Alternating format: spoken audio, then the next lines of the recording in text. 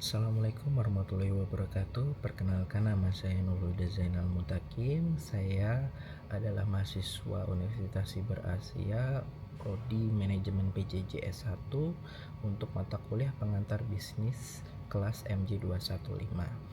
Dalam hal ini saya akan menjelaskan analisis kelayakan bisnis untuk UD Mina Makmur. Nah, kita dapat lihat sendiri untuk profil usaha dan sejarah singkat UD Mina Makmur adalah sebagai berikut. Untuk alamat usahanya ada di Jalan Purwosari 4 nomor 17 Semarang, Jawa Tengah. Nah, tahun berdirinya adalah 1980. Produk yang dihasilkan adalah produk hasil laut seafood dalam bentuk beku dari ikan bandeng seperti bandeng presto, bakso ikan, pepes bandeng, dan lain sebagainya. Nah, untuk selanjutnya adalah jenis cut usaha nya adalah sebagai berikut.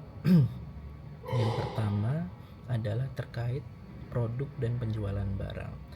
UD Mina Makmur selain memproduksi secara langsung, yang bersangkutan juga menjual barang tersebut di outletnya mereka sendiri.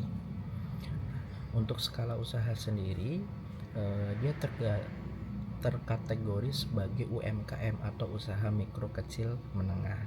Nah, bentuk UMKM sendiri ini walaupun tidak berbadan hukum seperti PT, tetapi legalitasnya juga sudah terjamin karena memang struktur organisasinya sangat ramping dan sederhana.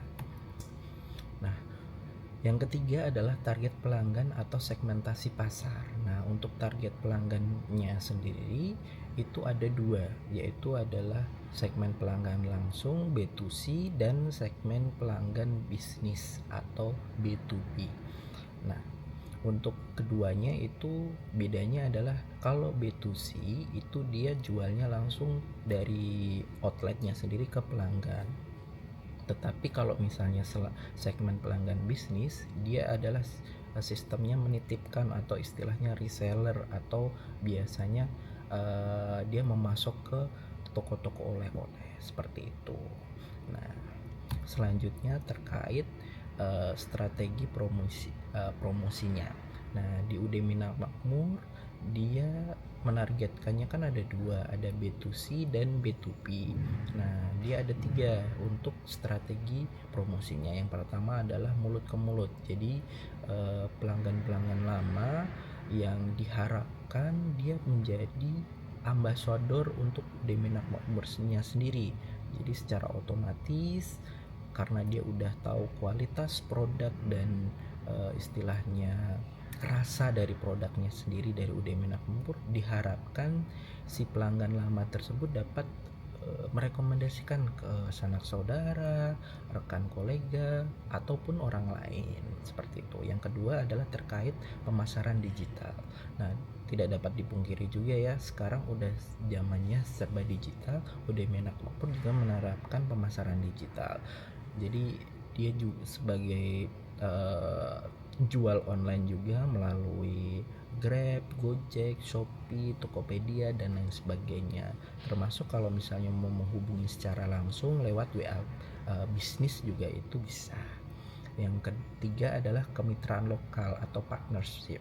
Nah, biasanya dari perusahaan yang lain itu pasti ada kerjasama, sama dengan UD Mina Makmur juga ada kerjasama. Dia melakukan konsinyasi atau kerjasama dengan perusahaan atau warung atau toko oleh-oleh, dengan nanti pemiliknya tetap UD Mina Makmur, tetapi untuk sistemnya adalah bagi hasil atau profit sharing atau biasa disebut komisi persentase.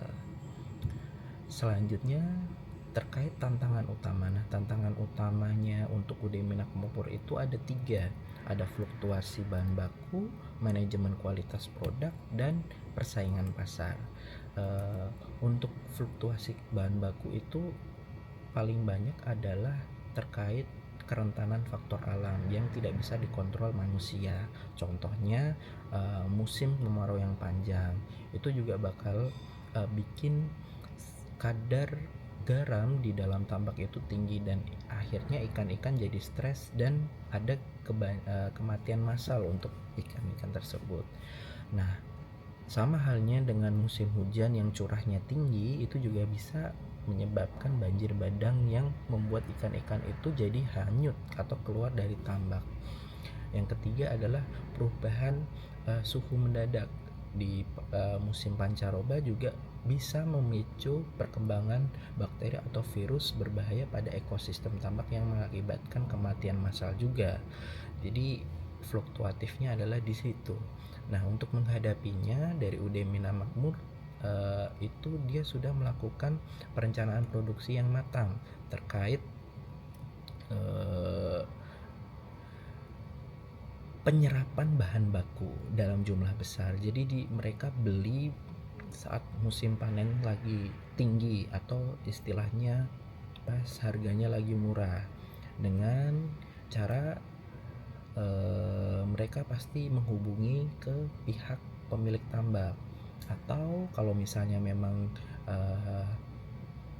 tidak memenuhi kuotanya untuk jumlah bahan bakunya, pasti dia akan menjalin kemitraan dengan agen pemasok atau pengepul lintas daerah. Nah, itu juga bisa menjadi salah satu solusi untuk fluktuasi bahan baku yang dialami oleh UD Mina Makmur. Yang kedua adalah tantangan utama terkait manajemen kualitas produk. Nah, untuk menjaga kualitas produk, UD Mina Makmur pasti sangat banyak menerapkan hal-hal terkait sistem keamanan dan sertifikasi, terus untuk standar pengendalian mutu dan fasilitas higienitas pekerja. Nah, 3 hal ini saling berkaitan untuk menciptakan kualitas produk yang sesuai dengan harapan pemilik UD Mina Makmur maupun harapan dari masyarakat. Nah, dalam hal ini penerapan sistem ini sangat-sangatlah dibutuhkan oleh UD Mina Makmur untuk menciptakan kepercayaan publik. Nah, yang pertama ada penerapan HACCP, SNI, sertifikat halal, dan BPOM. Terus untuk standar pengendalian mutunya adalah alur higienis searah. Jadi bahan baku mentah tidak boleh berpapasan atau berada di ruangan yang sama dengan produk yang matang atau bersih. Nanti istilahnya kalau dalam teknis adalah kontaminasi silang. Jadi produknya bisa mengkontaminasi produk yang sudah baru. Nah, akhirnya untuk yang seperti ini harus dikendalikan. Yang ketiga adalah fasilitas dan higienitas pekerja. Ini juga sangat penting karena semua pekerja wajib untuk menggunakan APD dan menjaga kehigienitas produk tersebut. Yang ketiga adalah persaingan pasar. Nah, persaingan pasar ini pasti banyak ya, karena ada kompetisi lokal baik yang sudah merek-merek besar ataupun UMKM baru. Nah, caranya ya harus membuat komitmen untuk membuat visualitas produk itu dipromosikan secara masif dan menarik. Jangan cuma istilahnya banyak tetapi tidak menarik, itu juga tidak akan berimbas pada kenaikan penjualan. Jadi harus menarik dan sangat informatif, dan visualnya juga bagus untuk dilihat masyarakat. Nah, untuk kelayakan model bisnis ini menurut pendapat saya sangat layak ya, karena memang dari efisiensi, resiko pasarnya, promosinya juga sangat gampang. Terus untuk menjaga produk yang sudah jadi itu juga gampang karena dia adalah frozen, jadi bisa dimasukkan ke dalam model vakum, plastik vakum.